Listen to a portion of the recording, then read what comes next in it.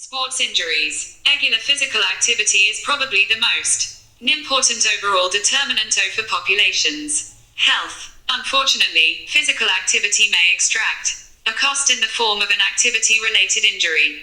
Such an injury may be categorized as either being an acute injury or an overuse injury depending on the mechanism of injury and the onset of symptoms. Classification of sporting injuries. Site. Acute injuries. Overuse injuries. Bone fracture, periosteal contusion. Stress fracture. Bone strain, stress reaction. Osteitis, periostitis. Apophysitis. Articular cartilage. Osteochondral, chondral fractures. Minor osteochondral injury. Chondropathy, e.g. softening, fibrillation, fissuring. Chondromalacia, joint dislocation. Subluxation, synovitis. Osteoarthritis, ligament. Sprain, tear, grades 1 to 3, inflammation. Muscle, strain, tear, grades I3, contusion, cramp, acute compartment syndrome, chronic compartment syndrome. Delayed onset muscle soreness, focal tissue thickening, fibrosis, tendon. Tear, complete or partial, tendinopathy, includes paratendinitis, tenosynovitis. Tendinosis, tendinitis, bursa. Traumatic bursitis, nerve. Neuropraxia, entrapment. Nerve, minor nerve injury, irritation. Adverse neural tension, skin. Laceration, blister, abrasion, callus, puncture wound.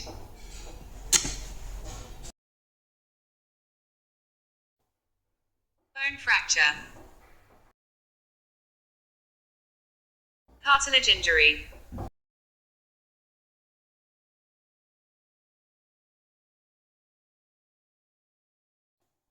Subluxation dislocation.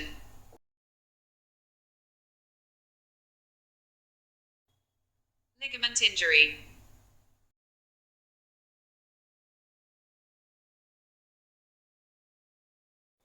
Muscle strain.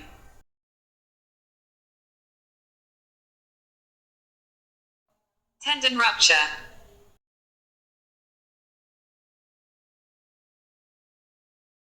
Principles of treatment of all open wounds. Principal details. 1. Stop any associated bleeding. Apply a pressure bandage directly to the injured part and elevate it. If the wound is open and clean, bring the wound edges together using adhesive strips or sutures. A contaminated wound should not be closed.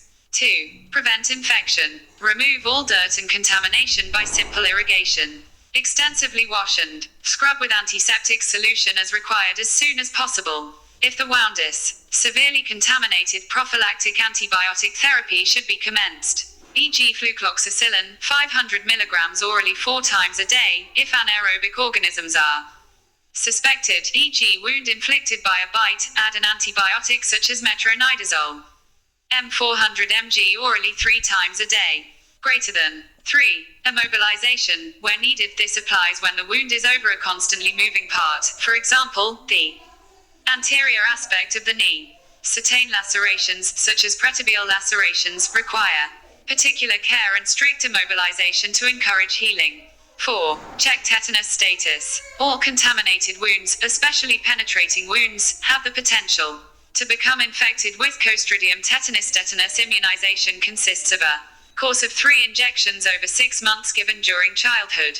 Further tetanus toxoid boosters should be given at 5 to 10 year intervals. In the case of a possible contaminated wound, a booster should be given if none has been administered within the previous 5 years.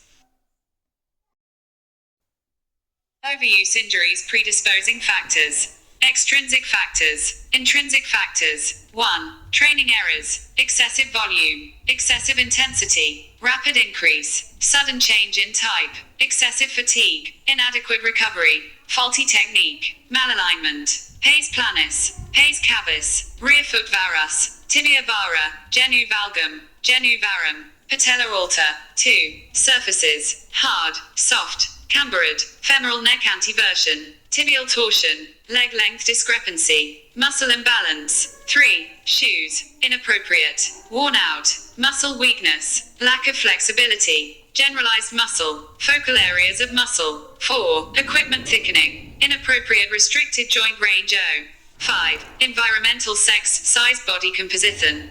Conditions, motion, hot, other, cold, genetic factors, humid, endocrine factors. 6. Psychological factors, metabolic conditions. 7. Inadequate nutrition.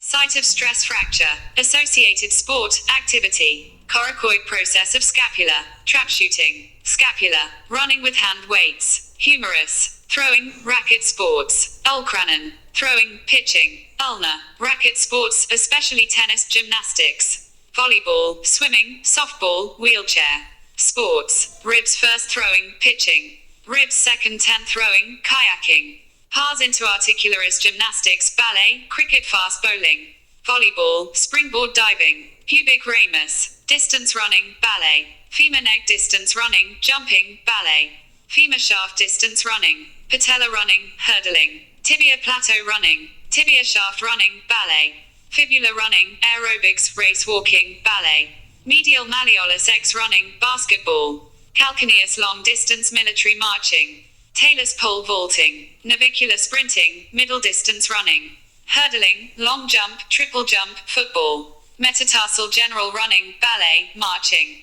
metatarsal second base ballet, metatarsal fifth tennis ballet, running, ballet, basketball, skating, figure stress fractures, site and common associated activity.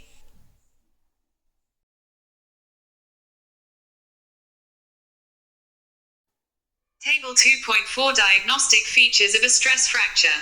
Diagnostic features: localized pain and tenderness over the fracture. Site: a history of a recent change in training or taking up a new activity. X-ray appearance is often normal, or there may be a periosteal reaction, Fig. 2.9. Abnormal appearance on radioisotopic bone scan. Scintigraphy, Fig. 2.10, 13, 14 CT scan, Fig. 2.11, or MRI, Fig. 2.12, MRIs being increasingly advocated as the investigation of choice for stress fractures. Even though MRI does not image fractures as clearly as decomputed tomography, CT, scans, it is of comparable sensitivity to radioisotopic bone scans in assessing bony danum. Age. The typical MRI appearance for stress fracture shows periosteal and marrow edema plus or minus the actual fracture line, Fig. 2.12. The treatment of stress fractures generally requires avoidance of the precipitating activity. The majority of stress fractures heal within 6 weeks of beginning. Tie rest healing is assessed clinically by the absence of local tenderness and functionally by the ability to perform the precipitating activity without pain. It is not useful to attempt to monitor healing with X-ray or radioisotopic bone scan, CT scan appearances of healing stress fractures can be deceptive, as in some cases the fracture is still visible well after clinical healing has occurred. Point 2. The return to sport after clinical healing of a stress fracture should be a gradual process to enable the bone to adapt to an increased load. Chapter 12. An essential component of the management of an overuse injury is identification and modification of risk factors. Table 2.3.4. There are, however, a number of sites of stress fractures in which delayed union or non-union of the fracture commonly occurs. These fractures need to be treated more aggressively. The sites of these fractures and the recommended treatments are shown in Table 2.5. Stress fractures that require specific treatment other than rest. Stress fracture treatment. 1. Femoral neck. Undisplaced, initial bed rest for 1 week, then gradual weight bearing. Displaced, surgical fixation. 2. Talus, lateral process, non-weight bearing cast immobilization for 6 weeks, or surgical excision of fragment. 3. Navicular non-weight bearing cast immobilization for 6 to 8 weeks. 4. Metatarsal second base non-weight bearing for 2 weeks, partial weight bearing for 2 weeks. 5. Sesamoid bone of the foot non-weight bearing for 4 weeks. 6. Metatarsal fifth basal cast immobilization or percutaneous screw fixation. 7. Anterior tibial cortex non-weight bearing on crutches for 6-8 weeks, or intramedullary screw fixation. This is not a Jones fracture, which is an acute fracture. See Chapter 35. Figure 2.13 TAR, the continuum of bone stress from silent stress reaction theory to stress fracture at present. Stress fracture is detected by changes on X-ray, CT scan or MRLB, MRIL bone scan and CT scan retum to TTR. Normal appearance well after clinical union occurs.